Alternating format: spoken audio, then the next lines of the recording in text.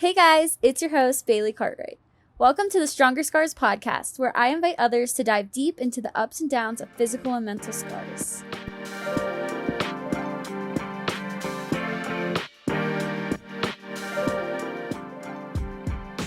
Hello, everyone. Welcome back to this week's episode of the Stronger Scars podcast. Today, I'm joined with another former teammate of mine, Jess Moore.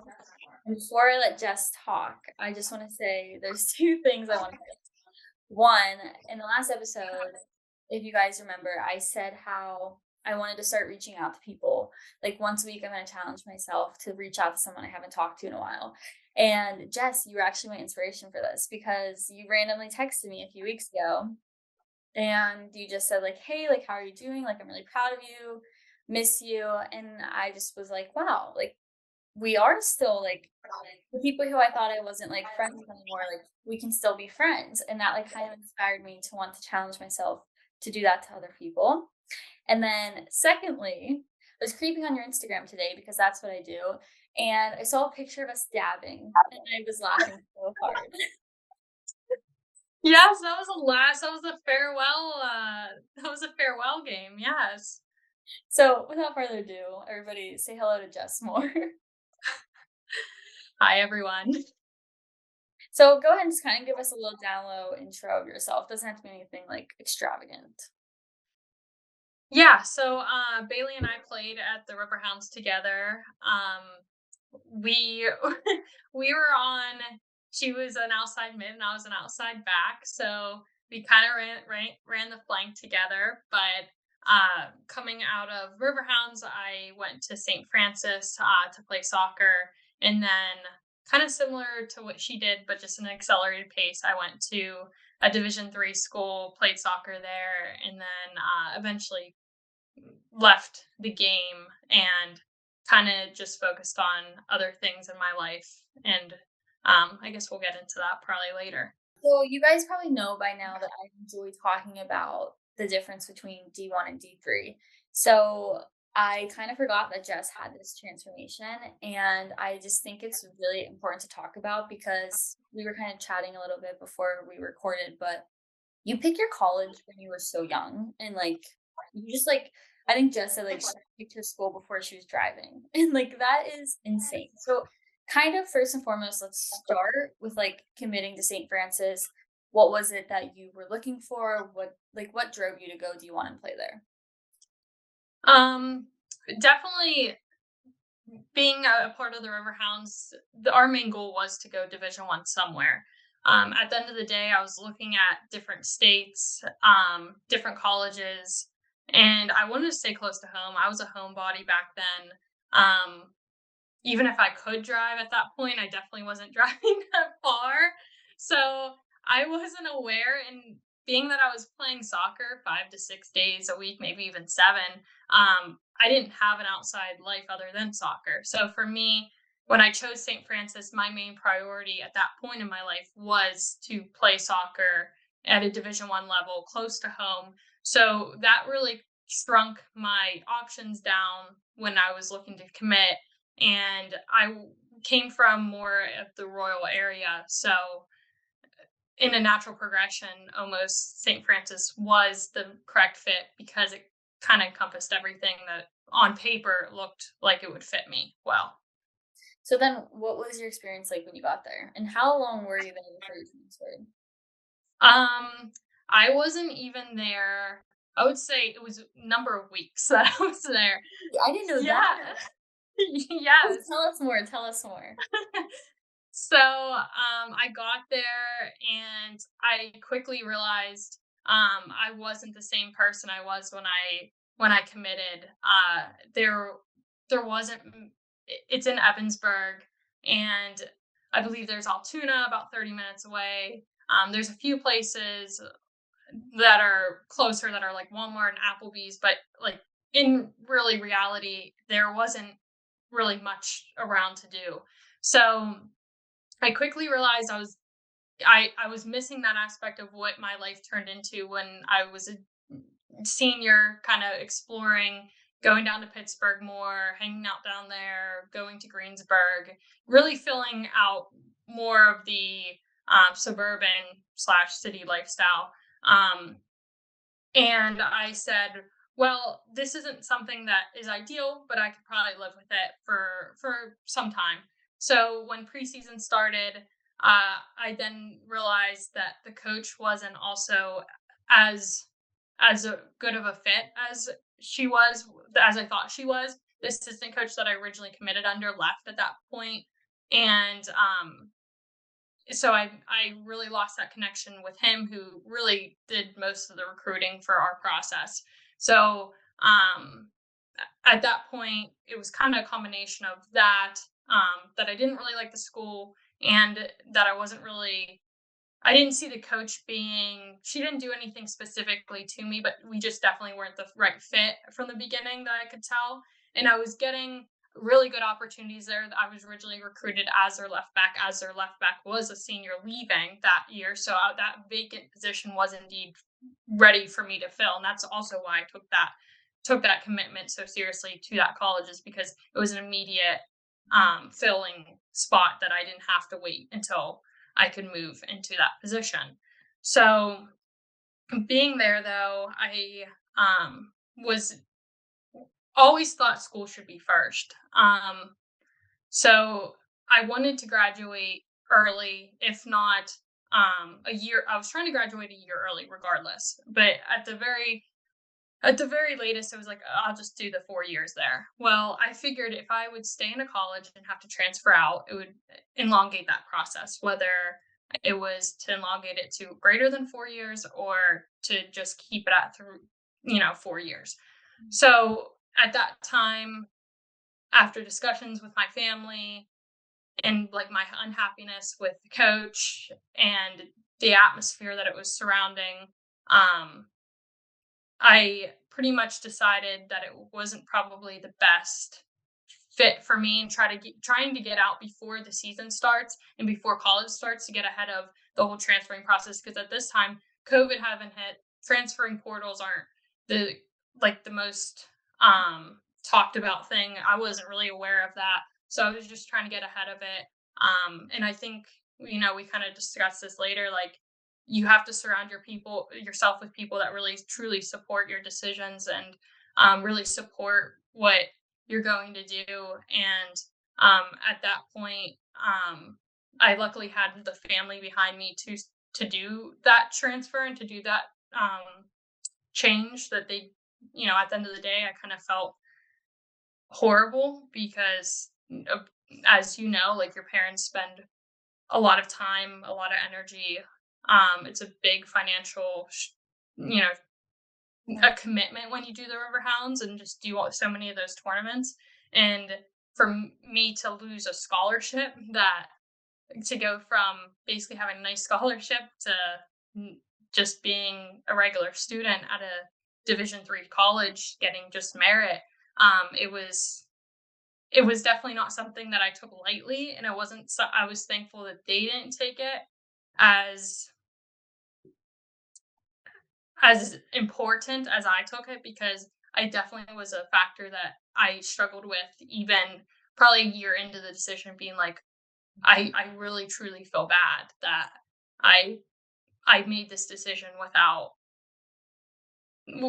without considering the amount of time and effort that I've just spent throughout so many years on a career that I kind of just gave up on within a few weeks of preseason. But I did play soccer at Pitt Greensburg. That's where I transferred to, and I did find almost a home there in a way.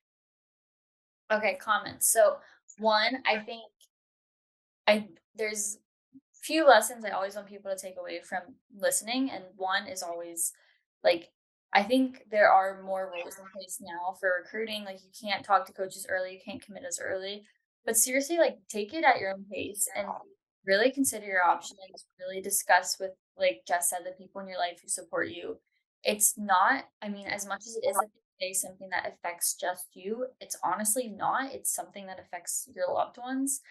And I can't tell people enough to just take that process very seriously. I know people, like myself, I feel very fortunate. I definitely made the right decision. There's some people who don't make the right decision at first, and we've had a lot of those people on here. Second comment. I want to hear your thoughts kind of like just this whole like, you said how like the River Huns mentality was we want to get people to D1, which I think is a great goal to have. Um, but also it ingrains in us that anything less is failing. How did you kind of work through that mentality internally? Because it's hard, and I'm just kind of curious, like how that affected you. Well, actually, throughout that process of leaving, I had a few conversations with Scott, uh, like our old coach, about it and saying, I'm not sure what to do. I feel like I was very strained at the time mentally, that I was like exhausted, because I didn't want to make the wrong decision. I didn't want to play the sport for that season and be so frustrated, even though I knew I was at the beginning, and just keep going with it. But I also didn't want to give up and just say, hey, it didn't, like, this isn't for me, and walk away from something I've worked now years for.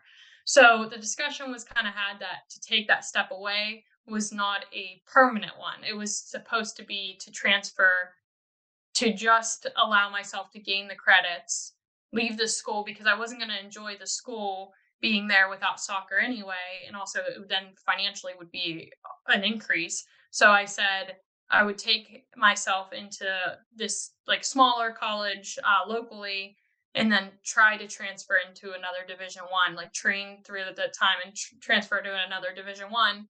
But that's when I said, like, I kind of found my home at Pitt Greensburg, where when I started playing there, because you could play, because I ended up getting released to play there as well. Um, I it became the sport that didn't put so much stress on me.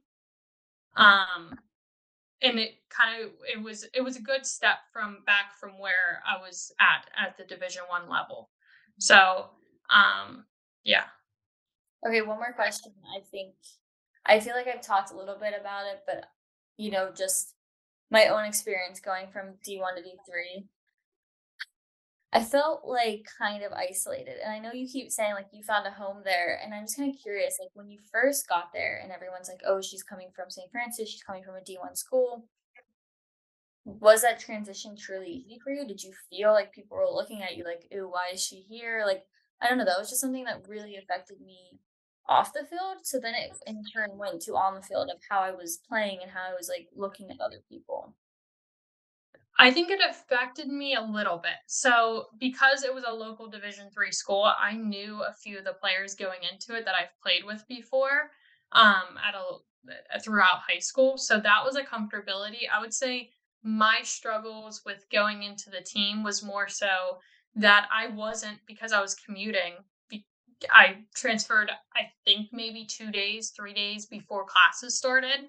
At that point, so um because I transferred in so late, I was a commuter. So to do any activity outside of just going to the regular practices and regular games, like, I wasn't the best teammate.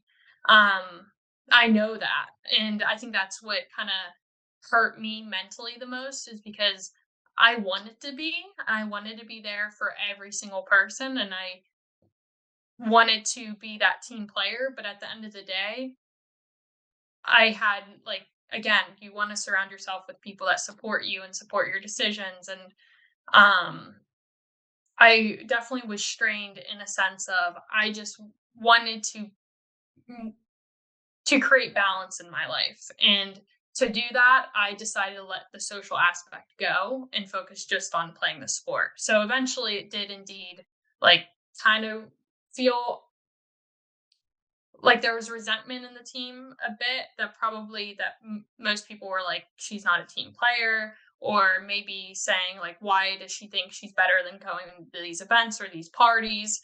And to me, it was a choice that I made, and that now I'm very good friends with actually a lot of the people that I used to play with. But I didn't become friends with them almost until I left the game, because I actually then truly got to focus on the relationship that I had, because I was relaxed, versus when I was there, I was constantly like wanting to prove myself, wanting to prove why I was there, wanting to be like, okay, well, I left a Division 1's college. I want to prove that I can get these accolades. I want to be the hardest worker on the field. I want to just focus on soccer and school. That's it. Like, I don't need to go party. I don't need to go do anything like that. Like, for me, that wasn't a priority. So but in terms, that also made me feel like I wasn't the greatest teammate. Wow, you just literally described my whole last fall semester in a nutshell. Like, it's true, like, you get out what you put in, and, like, kind of like you, I was just like, "Soccer, school, go home to my husband, bye." And I know we're gonna talk about accountability later a little bit, but that's one of the things I hold myself accountable. Like you, I wasn't probably the best teammate, and, like, I don't know, it's tough, and, like, I feel like anyone I've talked to who's transferred is kind of in that same boat wherever they are in their life, just because when you're the new person, like, you're not just proving to your teammates that you're here for it, like, you're trying to get a starting spot, you're trying to prove to your coach and everyone else that, like, you deserve to be there too. So it's a lot of pressure, and I think if managed well, it can be a really great transition, but it's Mhm. definitely tough. Correct. And again, something with my teammates, I will say, like, they were very adamant when I first came onto the team. They wanted me to feel comfortable. They knew I kind of started in a weird spot, and they made it very comfortable transition. It was just being that, as we were discussing earlier, being self-aware and just knowing that once you remove yourself, maybe in that point I didn't see how I could have been better because I was dealing with like other things that I was just focused on. But now removing myself and reflecting, definitely could have been more receptive to like team events or just socializing a little bit more off the field. So I know we kind of talked about a little bit earlier. Obviously, it's an injury podcast, and I'm trying to keep it relevant. So Mhm. you kind of mentioned how when you did make this transition from St. Francis to Pitt Greensburg, you did get injured. So kind of talk a little bit about what that was like, and exactly what happened. Yeah, so going in from one preseason straight to another, I pretty much in wanting to prove myself at this new team. I definitely pushed my limits. I think I was about 5 games in to preseason. We were up in a tournament. I remember in like Reading, and I, I completely my something they never actually really. It was more overuse. They kept saying some sort of tendonitis overuse. Where I was having troubles with like just the stability of my knee almost, where it would like almost want to give away. So I so the first 5 games I played, and then halfway through one of the games, I was like, I can't do this anymore. I got pulled out when I finally got back home, went to see a doctor. Uh they basically physical therapy, the basic like kind of recovery for it. They had a few things that they saw in the MRI that wasn't they weren't sure what it was, so they were just kind of just letting it go and saying that maybe you could have kind of because they said it could be like they thought they saw a very slight like torn meniscus. They said it could be or it could just be like it's a bad basically it was a bad image. That they couldn't really tell directly what it was. So I did not have any like sort of fall or anything that really affected that or anything like that. And because I was within 2 preseasons, tendonitis overuse is kind of what it was chalked up to be. So I took about 5 games off. I think it was like 2 to 3 weeks. Came back, definitely still feeling like that same type of pain, not to that extent, but I would notice like if I stopped moving, that's when it would hurt the worst. Mhm. But I couldn't play the entire time without it coming at the end of the game. So then I took a few weeks and just like kind of managed. So it was managing pain, knowing that we had playoffs at the end. So I managed pretty much through the end of the season. When playoffs hit, I kind of just ramped back up to saying, okay, I can go full. And that's kind of how I finished the season. That season is with still pain, I still definitely am not when I coach for the Riverhounds. I play with the girls sometimes, and I definitely can still feel it. So I'm not sure what exactly it is at this point, but um, it's I don't obviously play really at a high like at any high level anymore, so it doesn't really bother me too much.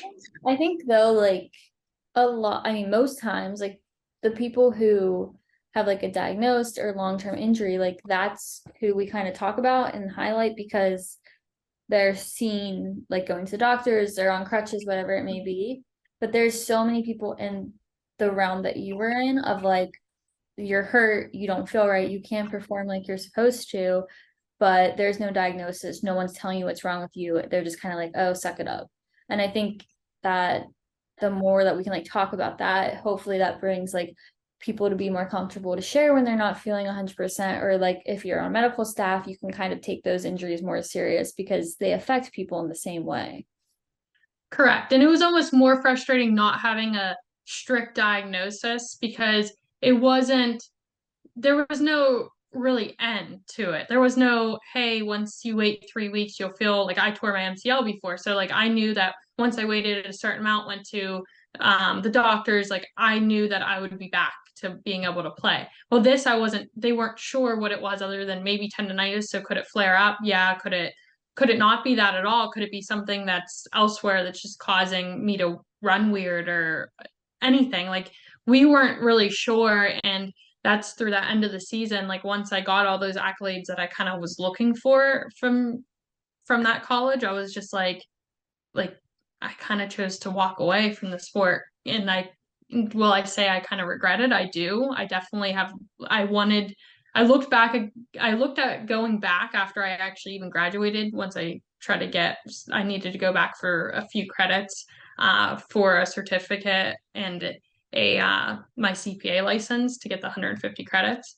But at that point it was kind of my prime almost, quote unquote, like has passed. And I just felt like whatever I would do would I would just be trying to almost prove that I could rather than enjoy what I was doing. Mhm. Yeah, no, I think that's very, I think that's, I think that is something that a lot of people struggle with is like when you don't, when you regret or you don't quite get satisfied and then time passes and you try to go back, it's just not the same. I don't know anyone who it's the same for. I know like myself when my prime was high school and then I got hurt, like, yeah, maybe I could have been really good in college, but I got hurt and like things changed. And when I went to go back to play, like I was decent, but I wasn't that same image I had in my head. And that's kind of like what I struggle with the most. And I think like for somebody who wants to maybe aspire to go back and finish what they started, you have to be realistic with yourself. And it's tough. Correct. And it's that internally like driven factor that us at a high level, when we play at a high level, whatever sport we play, we have already. We want the best for ourselves. Like who would want to come back and not be as good as what they were? Who would want to not be the best player that they can be? Like at the end of the day, that's why we were in the position we were in because that's internally what we had. So it was only natural to come, like if you were to come back to like when you came back to be like I want to produce at this level, but it can get almost tiresome and detrimental because it just could be an unrealistic goal because our bodies change, our habits change, our the way we train has changed. So it's just all different and sometimes it's hard to be self-aware that those changes has happened and we shouldn't be holding ourselves that high. So I think kind of transitioning a little, but still on the same note, life after soccer. This is something I've been talking about most recently on the podcast. It's just like, then what? Like you just, it's gone and that's just kind of life now. And you mentioned something when we were talking, like you've had frustration of just like working towards something your whole life and then like just having to walk away from it. And even if you don't play a sport, like you can apply this to anything in your life. Like if you're working on a work project, you work on it for a year and then it's done. And it's like, well, what do I do now? So kind of just talk about that a little bit. Yeah, I think when you play any sport, you have a sense of purpose. It becomes your identity. It becomes what you're driven towards. It becomes what you are fulfilled with. So as you succeed, you're becoming more fulfilled and more fulfilled, and you're having more loftier goals. Well, whenever you transition away from that, and you're getting constant feedback throughout the entire process of playing any sport, you're getting constant feedback from yourself and your coaches. So now in the real world, as some people call it, aka adulting or whatever is on your next road, or chapter of your life, that feedback isn't always there. So there's long-term growth, right? And that can be sometimes hard because in sports, we usually see very short-term progress, whether it's over a couple months or over a couple years, that this progress we can very easily track from our coaches or wherever it may be. Well, in the working world, sometimes you only get one performance review. Maybe you get zero. Maybe you are just internally managing yourself.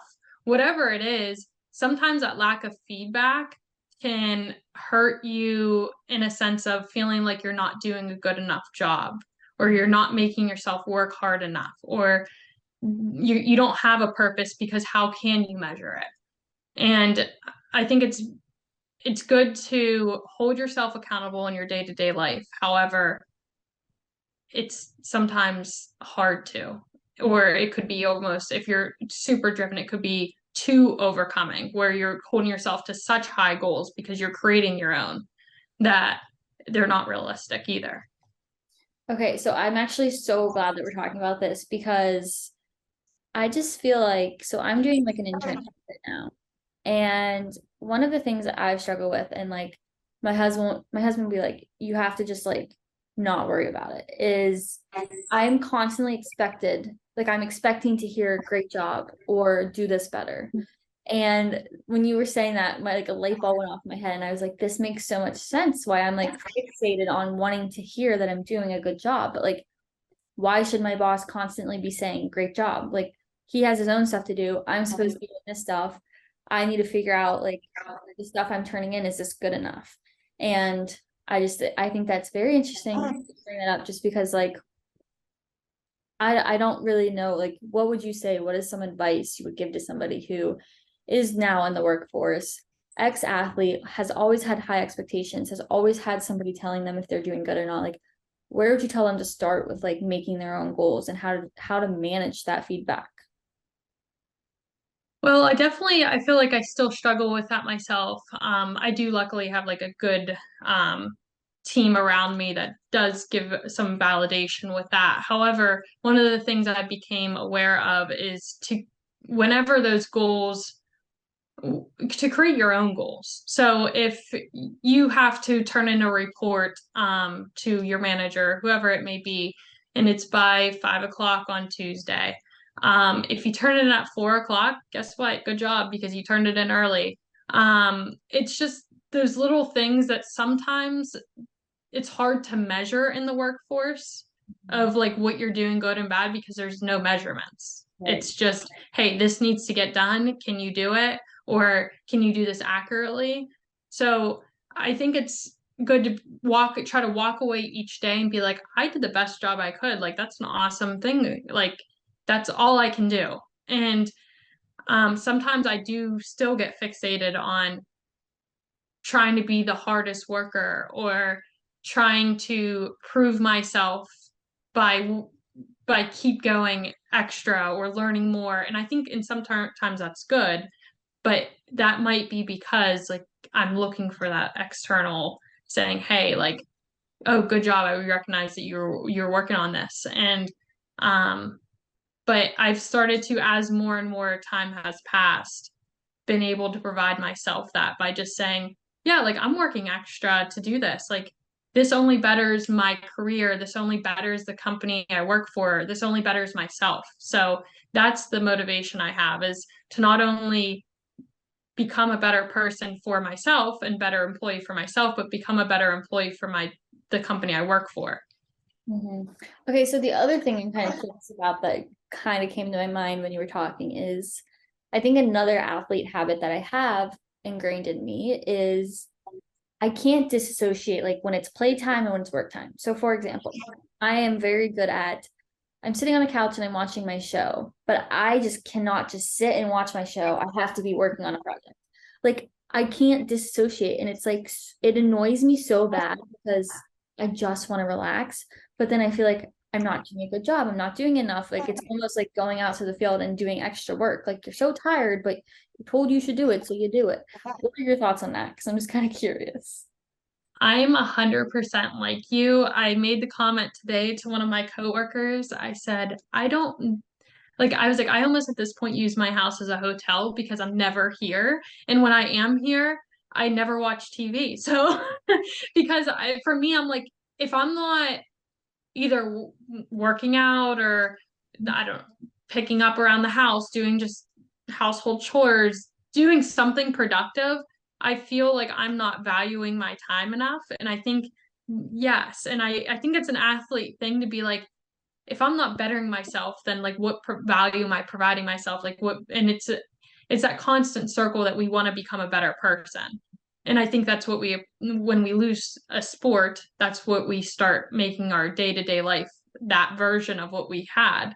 So usually when I start to notice myself get like that, I try to say, give myself a break and like plan something I like to do. So it's hard to cut yourself off if you know that sitting in front of the TV will make you want to grab your laptop and work. So usually I plan things such as like walking my dog or going skiing, going to play golf, whatever your sport or hobby per se is, like something that you enjoy that can take your time off, like take your mind off of it. Schedule that even out so you can be like, okay, at 6 o'clock I'm done, I'm gonna go take a walk with my dog, and then just try to fill your kind of day up with just different things that maybe are more relaxing than the switch always on. This is great content because I feel like I haven't talked about like I've talked a lot about on here like okay, life after sport, you're sad from losing your sport. But I haven't talked to anyone about like the real world after sport. Like you have to get a job. What are you going to do? You're just going to sit on your butt? No, you have to work. You have to do something with your life. You need to still fulfill something. And so I think it's really important that we're talking about this. And honestly, it's like very relatable to me because I'm going through it right now. And I hope for other people listening, it's very relatable. But like, I don't know. I think, like you said, like having a schedule is really important. And like, I don't know. It's like I said, I'm not an expert in this because I'm struggling with it myself. But I mean, it's, I don't know. I don't know where I'm going at this point, but I just think it's really good we're talking about this. So thank you. And I will say this, it's not a bad thing to be hyper focused, especially at our age, to be hyper focused on our career. I say this a few times to some people and they look at me a little bit odd, but I'd rather work harder now and take a step back later than to work less now and then try to, work harder and catch up later. Meaning that maybe years down the road, I may want to take a step back. But for right now, like my main priorities are my family, but in like the relationships I have in my life. However, like right behind that is my job because that's what's giving me that sense of fulfillment each and every day to go there and know that I'm giving my company my all and to feel like I'm making a difference and to be able to like that have be recognized as well and um just be proud of the work I produce. And that's something I've strived this year to really focus on and to hold myself accountable on, is to always be the best version of myself in every aspect that I can. Mhm. Yeah, I think that's really great advice for people to just hear somebody talk about. So then there's two other areas I want to talk about that go into this adulthood life after sport. One is relationships, and two is just like being on your own. So let's start with relationships. And Jess has kind of been mentioning throughout the podcast, like, like you're only as good as the people you surround yourself with. And, I think, I don't think, I know we are nothing in this world without relationships. You can't get through life alone. And I think no matter how people have treated you in the past, how you treat people, I think at the end of the day, one of the things that you are remembered for in your life is just like what kind of person you are to yourself and to other people. So kind of just give us like now that you're a few years out from just like you're on your own, you're doing life, like you've gone through relationships, friendships, other relationships, family, like what is your take on this as an ex-athlete? Well, I know because of being an ex-athlete, I hark on self-awareness. I think I've mentioned it a few times, and I I very much have focused on making sure I can be the best person to someone as I can, meaning that sometimes to my detriment, I put other people's opinions or suggestions before something that I feel like is the best fit for me. Therefore, like for myself, I know now I have to watch who I bring into my life, because I will always put like their needs almost above my own within reason. But like I am the type of person, if someone asks me to do anything, I'm going to try to fulfill whatever can make them happy, because at the end of the day, if it can provide them a little bit of happiness and I'm not really taking away much of mine, or I am, but at the end of the day, I can deal with that and I can live with that. I would rather do that. So I guess like coming out of being an athlete, I think that's something I've tried to learn to adjust, but I think it's kind of ingrained in me at this point that relationships can kind of make or break what you're how you view situations you're going through, or they could be super detrimental for your mental health at sometimes, to be like dealing with stress, and you may be already dealing with external stress, and it could just get a lot and very exhausting. But it could also, if you have a great support system around you and you have someone telling you, hey, like if you need anything, I'm here, like if just someone to listen, um that is so underestimated, that just having someone to pick up the phone and say, hey, like I just want someone to listen to me, like, and I will always be that person for anyone, because at the end of the day, like just that small little aspect can really help make someone transition of seeing something maybe they see as generally negative into something they see as an opportunity. Mhm. And I'm hoping that, kind of saying this, someone's maybe analyzing the relationships they kind of surround themselves with and seeing if people maybe would do that same thing for you. And if they wouldn't do the same thing for you, I'm not saying don't be their friend anymore, don't be in the relationship anymore, don't be as close to them anymore. But I'm saying maybe just be aware of that dynamic, Mhm. because there could come a day where you may need them, and just maybe think about forming relationships or trying to form better relationships with them if you don't feel like they're going to be there for you, because everyone's going to need someone at some point. I really like that. I think that's something tangible that we can all do. Like if you, like just said, like if you're on the phone with someone and you would genuinely sit and listen to them, ask yourself if they would do the same for you. I think that's and I think that's a mature perspective, and that's kind of why I wanted to ask you specifically, just because like you've always just been mature, and I know like now you're extra mature, like you're kind of like out there doing life.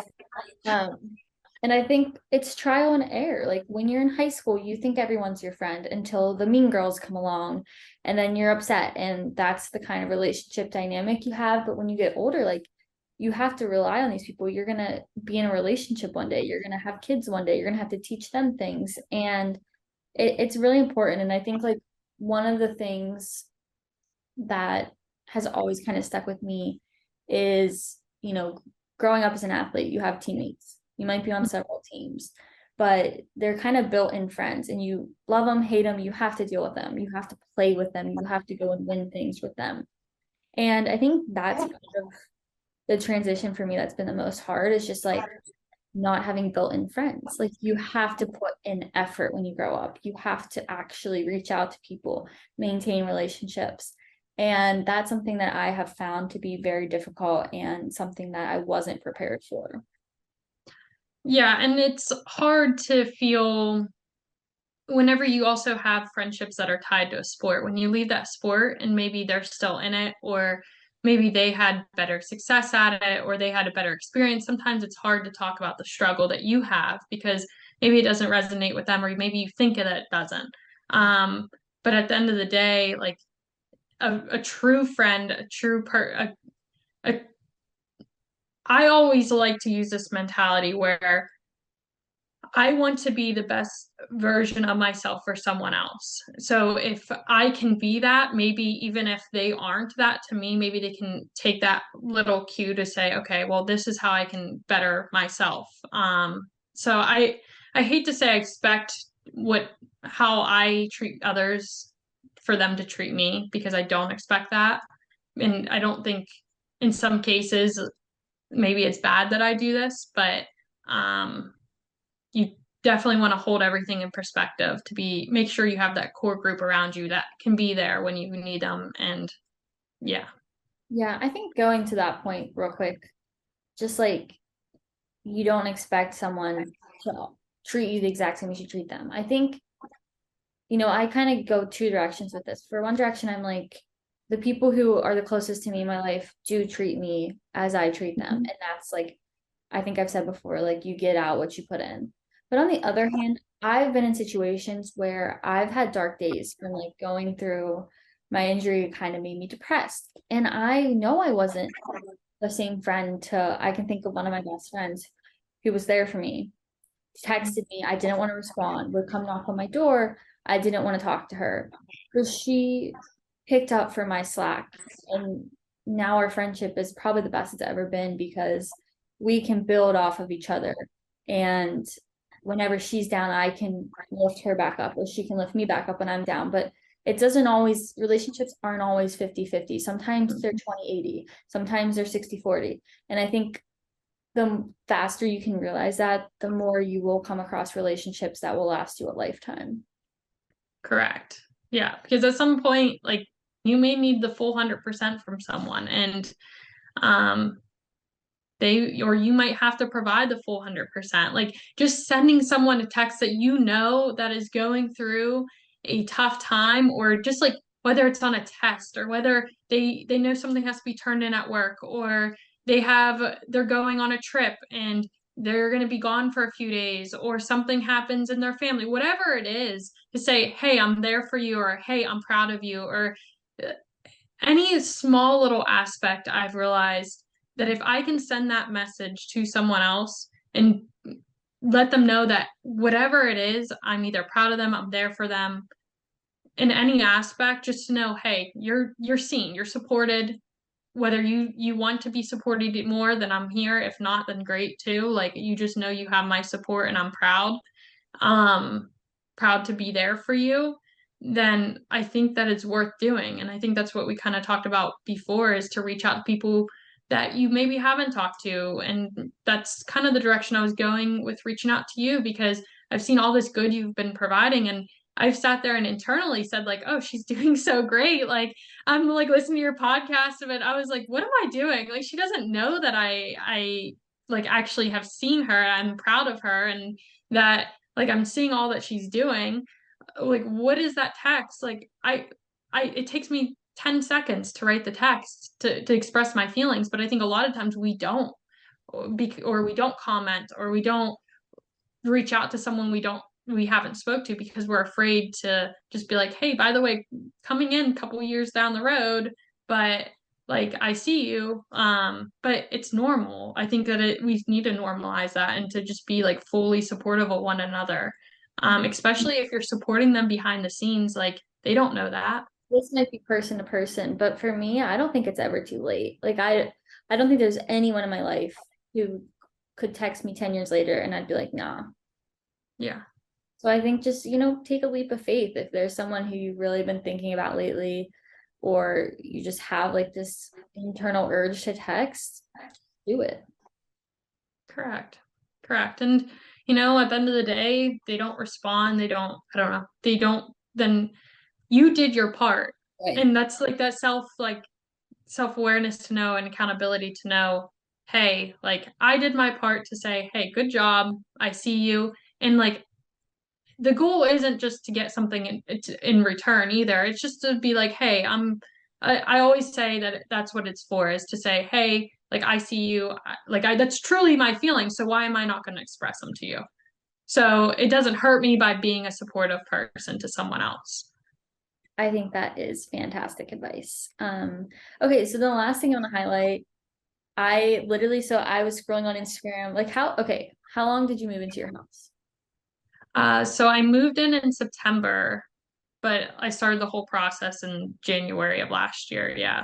So imagine I'm scrolling on my Instagram, haven't talked to Jess since we graduated high school, and I see she like built a house on her own, and I'm just like, I don't even, I was probably crying with my crutches. I'm like, but like seriously, I think that is so cool, and that's why I just like want to talk about it because like I just feel like hear me out. I'm gonna try this is gonna be confusing. I just feel like growing up, like we all plan this perfect life in our head. Sports going well, families going well, relationships, making a lot of money, living this perfect life. I know at least I did. And Mhm. I think it's really cool to see people who have had an impact in your life achieve their goals. And I just think like I know you've been through a lot. I know like we didn't even touch the surface level of what you've been through, but a house, no house, like I think that kind of just stands as something tangible that I can be like, holy crap, like you should be proud of yourself. But honestly, I just think like you're doing life on your own and it's really impressive to see. Yeah, and I appreciate you saying that. And I think I really want to hark on that last part to say, um, like, yes, I built a house on my own. And yes, like, I professionally have my life in a very good spot, but I don't love to tie my house to like my success, because at the end of the day, the success is all measured in like your happiness, right? And whether whether I didn't build a house or did build a house, that I wouldn't have wanted that to. Am I very proud of what I've done? Yes. Do I get satisfaction being where I am? Yes. But there's other ways that you could gain that satisfaction, whether it's spending more time at your family's house. And like, yes, there is a downside. Like, I don't spend as much time with my family anymore. And yes, I spend a lot of time driving to and from work. And yes, there's always downsides in everything that you choose. So on the surface, it could always look so great. But then at the end of the day, it's not always that way. And success is truly measured within. So whether it's at work and you're doing the best job you can and you're really supporting yourself and you're really saying, hey, like pat on your back for getting it all done, and you're internally saying, I did a great job, like that's the same like layer of success than what I have and what a house brings. And whether you just bought a new car, or whether you go to your favorite restaurant and just order something and treat yourself, like it's so to feel just to appreciate yourself and what you can provide yourself, and that layer of happiness is something that is hard to measure and it's hard to talk about because everyone is different. It could be finishing a new book, it could be just going to the grocery store, wherever it is. It's hard to measure. But I can't say I hate to use the word hate, but I definitely don't want to hark on, and I appreciate it though, because it is something that that I've struggled with, like kind of accepting that, after everything that we kind of touched on. But it's definitely something that I really am proud of myself doing, but it's not something that is what drives my happiness. And I think at the very beginning it's short term, right? Like you buy something, it's that instant gratification, and then you're like, okay, well, like I have to, like, it's not that great anymore, or oh, it's just a house. Like for me, that's what it becomes. Like I'm so proud of what I've done, and like I can look in the mirror and say I'm really proud, and I can provide that like comment every couple days if I'm needing it, but it's not something that I know that I have to gain happiness from other aspects of my life to focus on, like coaching and my work and spending time with my friends, connecting with people. Like I know that's what provides me my true happiness. And um like if I had to sit in like the almost if you use the term like you have to sit in the house all day but not talk to anyone or not do anything else but doing that, like I wouldn't be happy. So I just definitely don't want anyone listening to this to think like, oh, like go rent the apartment and you'll somehow gain like a level of happiness that you didn't originally have, because it might gain it for a little bit, but it won't change your whole perception on your happiness. I think too, like when you're talking, the one thing that came to my mind was the grass always looks greener on the other side. And Hmm. I'm a cheese ball. I love happiness. I just like Yeah. I'm all into all that. And I think like from the outside, from me looking at Jess's Instagram, I immediately thought like, wow, like that's so cool. Like I'm sure she's just living her best life. But at the same time, like when you figure out other pieces going on in someone's life, it kind of puts it into perspective. And yeah, I think that's important that you bring that up just because like it may look like someone on social media has the life, but like what's going on up here, what's going on internally may not be picture perfect. Exactly. Like we're all humans at the end of the day. So life's a roller coaster. Life will always be a roller coaster. At the end of the day, I saw this little snippet one day and I thought it was very cool. It was like the reason the heart beats like the heart beats up and down, and it is because that means you're living. If you flatline, like you're dead. And it was like this, that's the same. Like the highs and lows in your life mean you're living. Like the highs are appreciated because you've hit your lows. And I think social media in some ways can hurt that perspective because no one's ever wanting to highlight Well, like struggles. And I think that's why I love this podcast so much, is because it's so real and it's so genuinely um, clear on what people have gone through with injuries or mental health or whatever it is.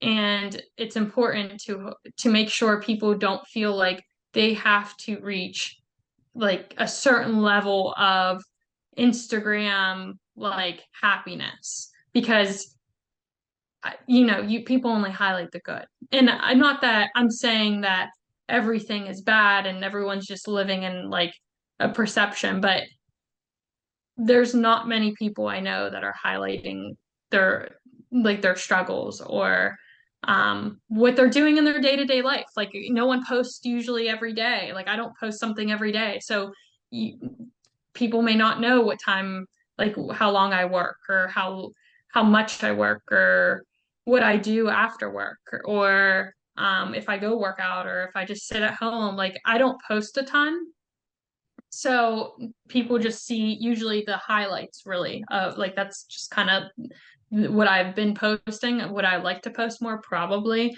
but I just haven't really I try not to look at my phone throughout the day. I've gotten that. So, with the Instagram and like not advertising your lows, going back to the relationship thing, like I only want people in my life who love me at my low. And I know there's mhm. sayings about that, like if you don't like me at my worst, you don't deserve me at my best. Yeah. Seriously, like I only want those people in my life who I know I can count on my worst day equally as I can count on them on my best day. Yeah, and it's all about surrounding yourself with people that will do that and that truly want the best for you, because it can get very tiresome to always be on like a treadmill basically, and someone just like sometimes you can feel like you're just hitting that button and you're running faster and faster and faster and you don't know where you're going or like what your goals are, but sometimes you need that friend to pull you back to say, hey, like, here's your feedback. Like, stop. Like, you need to stop, take a step back. Like, so it's, I will say, coming out of athletics, so to bring it full circle, there's definitely a lot of tendencies that we bring as athletes to our everyday life. And as you as as you kind of go more and more into your career, you'll probably see it more and more and more in your day-to-day life.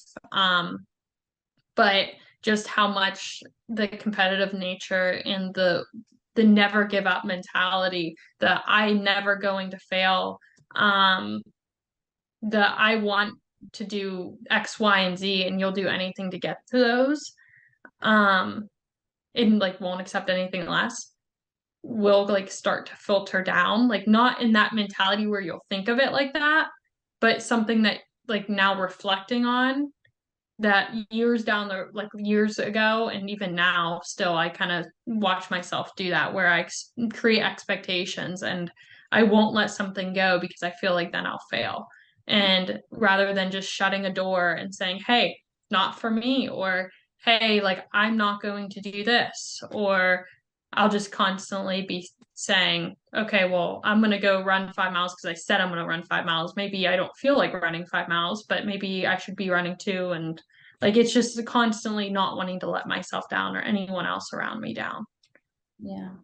Well, I think this is a good place to wrap it up. I don't know about you guys, listeners, but I feel like I've learned a lot. Like, I'm going to go text some people. I'm going to plan out my goals. I'm not going to worry about feedback. Like, I feel like, honestly, like, things that we don't always talk about in this realm of light, like injuries, athletics, like, these are all kind of things that I think stem from the lessons we learned. So, thank you so much for just sharing with us what you've learned and how you live. And yeah, I just really appreciate you coming on and giving us your thoughts.